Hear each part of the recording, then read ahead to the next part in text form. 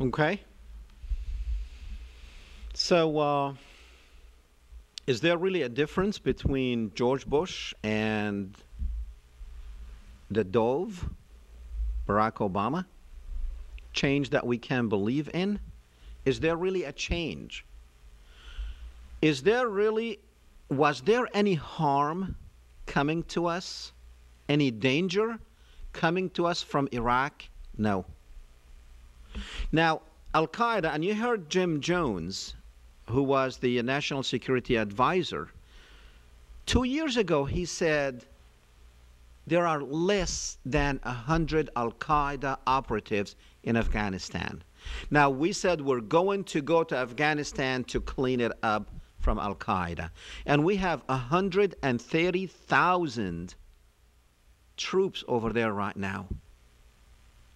130,000 troops. That's not counting the support personnel that takes to actually, we have 130,000 troops. Now, you know, support personnel, you need probably double that number. For what? What is the danger? What is the danger? Where is this war on terror?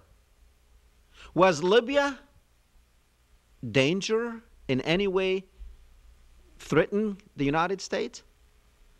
Did Gaddafi threaten to harm American citizens? Did he threaten to invade the United States? You know, it was a very bad doctrine, the Bush doctrine. That is not a doctrine. Just because you think, and before those threats would even emerge, you're going to go and kill people before the threat even emerges. Now, if it does not emerge, that means it's not there. What are we doing in Libya? What are we doing in Libya?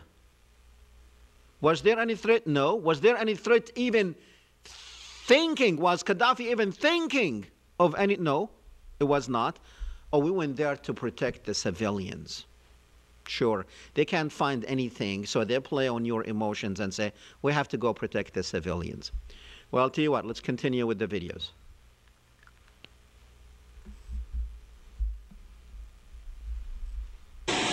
We did not ask for this mission, but we will fulfill it.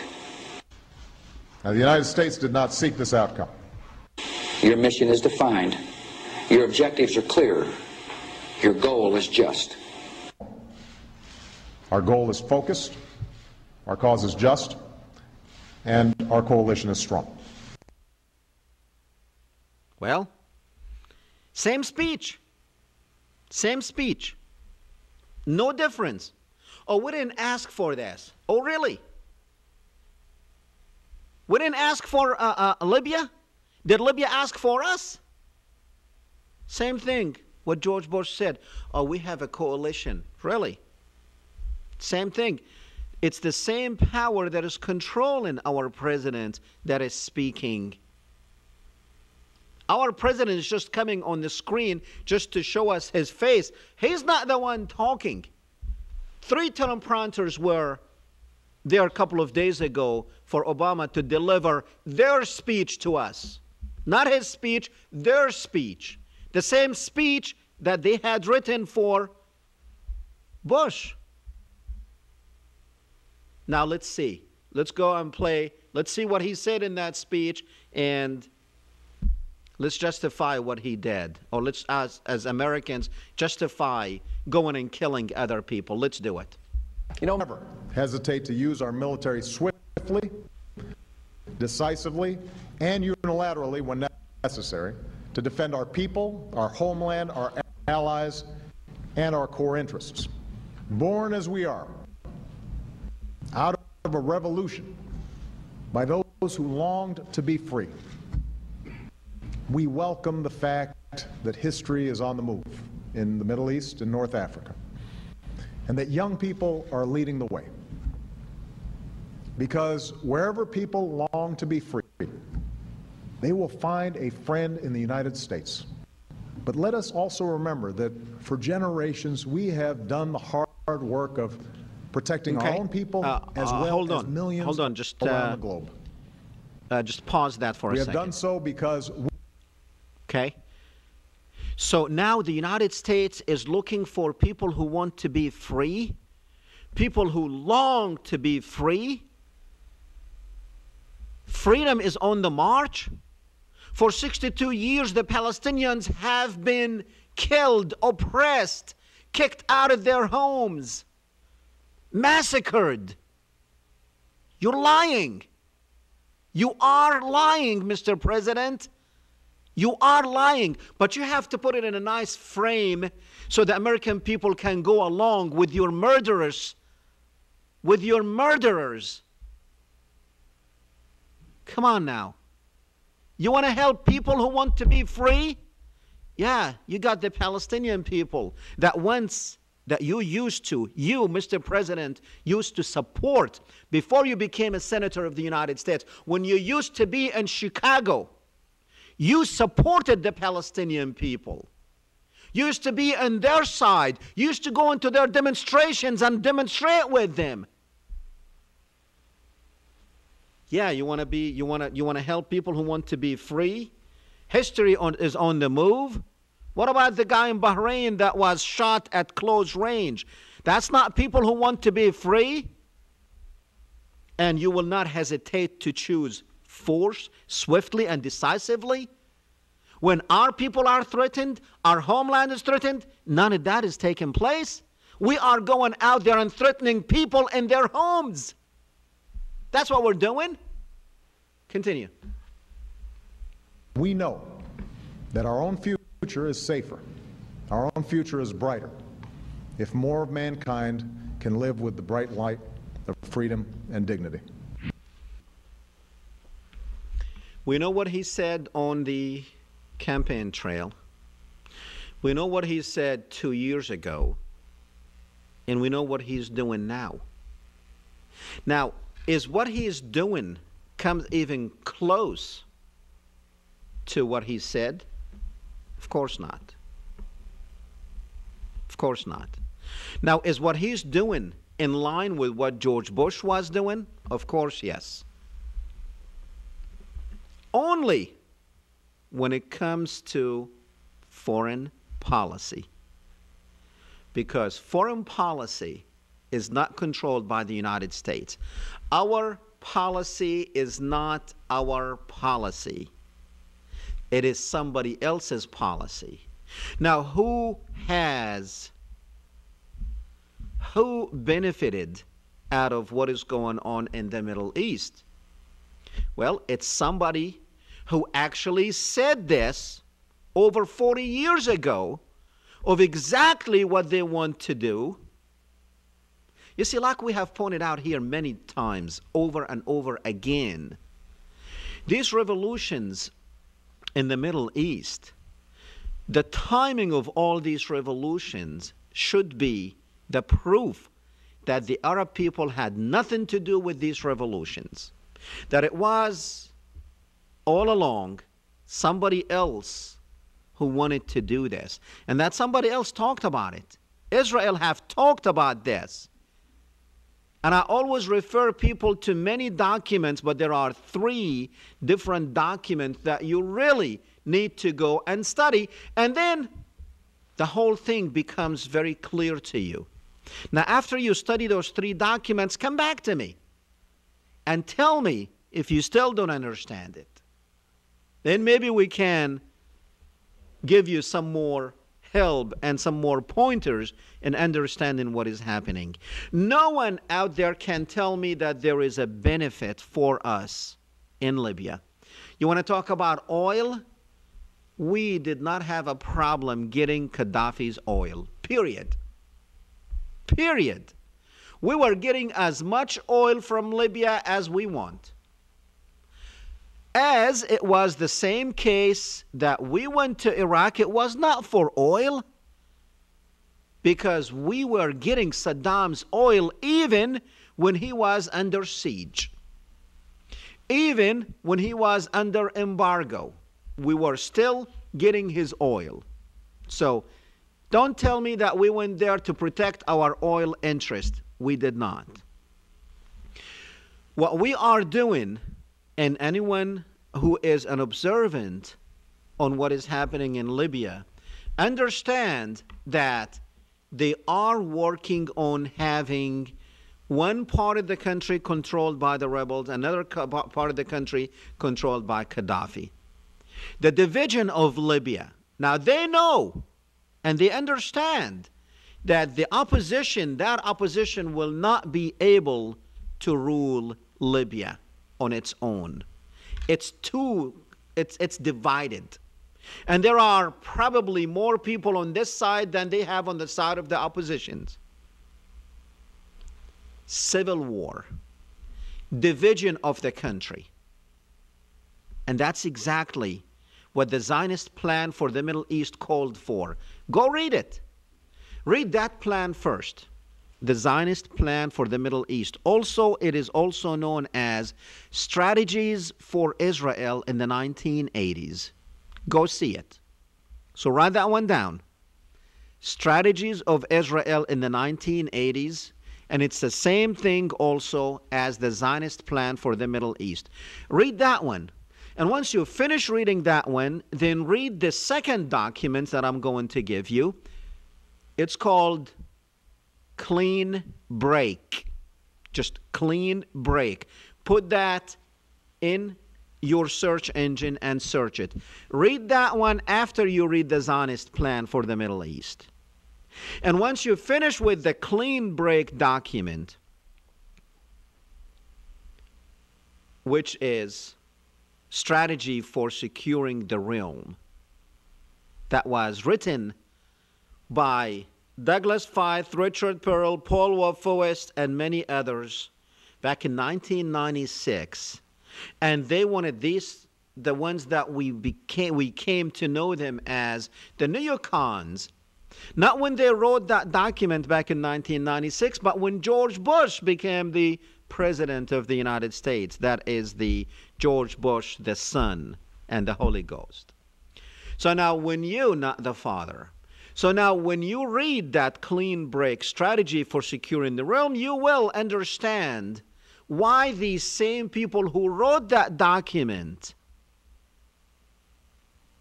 became in policy-making positions in the Bush administrations.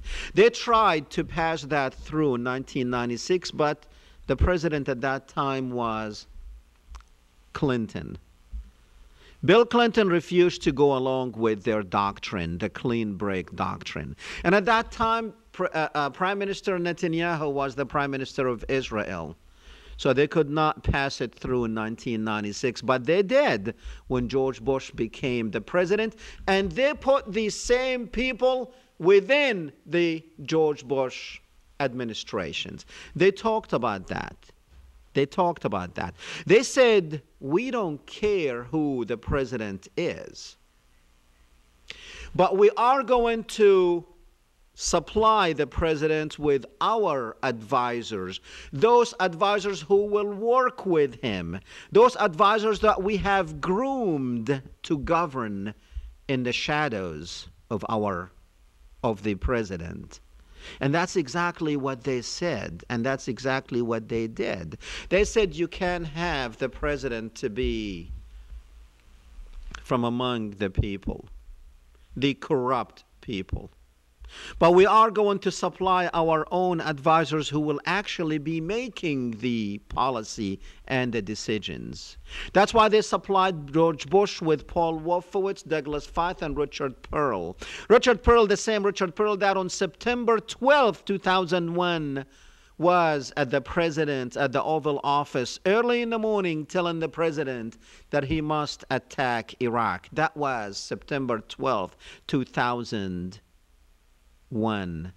One day after 9/11, Iraq had nothing to do with 9/11, but the United States, that is government, went and attacked Iraq, destroyed it, killed Saddam, removed Saddam Hussein from power. That's exactly what they said in the Clean Break document that they wrote back in 1996, that the removal of Saddam Hussein from power is an Israeli objective in its own right.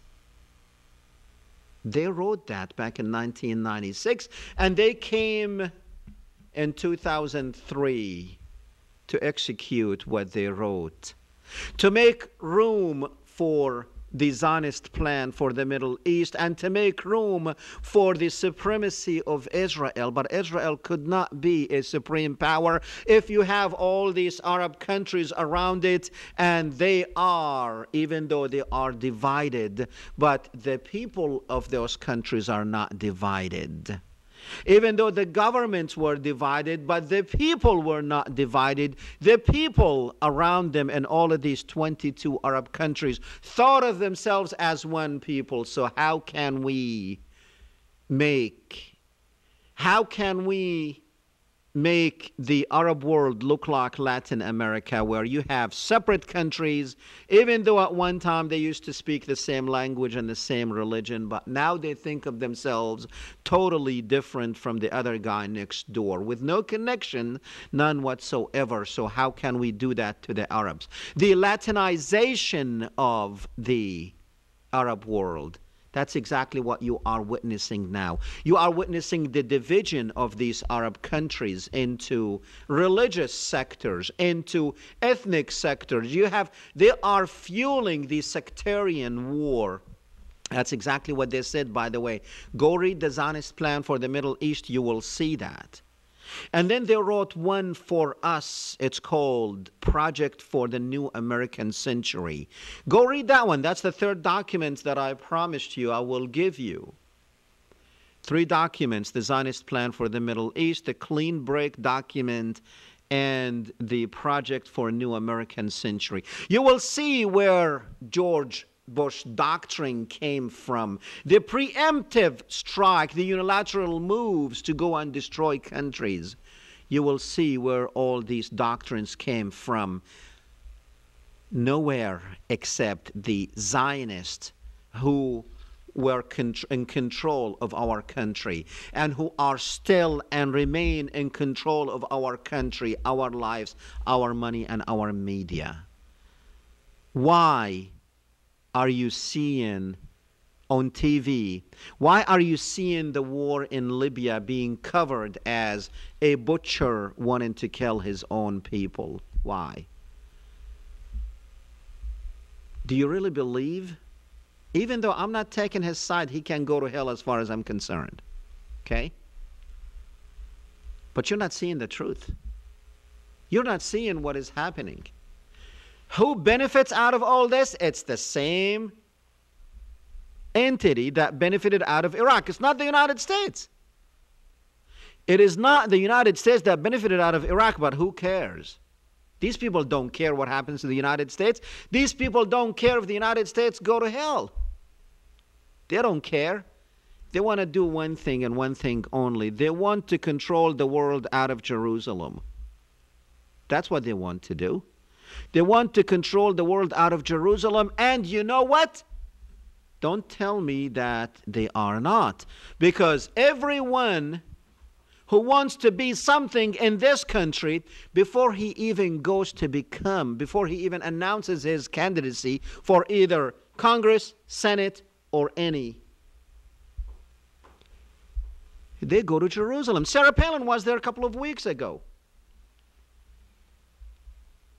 He was there, she was there 2 weeks ago to see her chances, if she stands a chance of actually running, becoming a candidate. They have to go to Israel. They have to go to Jerusalem. Why? Everybody has to go to Jerusalem. Obama did, Clinton did, McCain did, both Clintons did, George Bush did. Everybody who wants to be somebody in the United States has to go and get the blessings from Jerusalem. You want to tell me I'm wrong? You want to tell me I don't know what I'm talking about? For 10 years we've been telling you this. For 10 years we have told you what they're going to do in the Arab world. For 10 years we told you they are going to play on these fault lines within the Arab world, because they identified those fault lines in every country and they said, we can do this, and do this. We told you that. We have been telling you this 10 years, for 10 years. You know what? The Arabs don't even know it. Arab leaders don't even know this. When you tell them, hey, look, this is a conspiracy, This is not, they tell you, you're crazy. These are revolutions by the Arab people because they are oppressed. Yes, they are oppressed. And yes, every Arab country was suitable. Was boiling at the surface, and all they had to do is agitate the surface and the Arab people will revolt. And yes, it is true, people who want freedom on the streets. But who's using them? Who's using their plight? Who's prostituting their plight? Who's prostituting this country? It's these masked men that you look at every day of your life. It's the TV that you are looking at. Anyway, that's all we have for you tonight.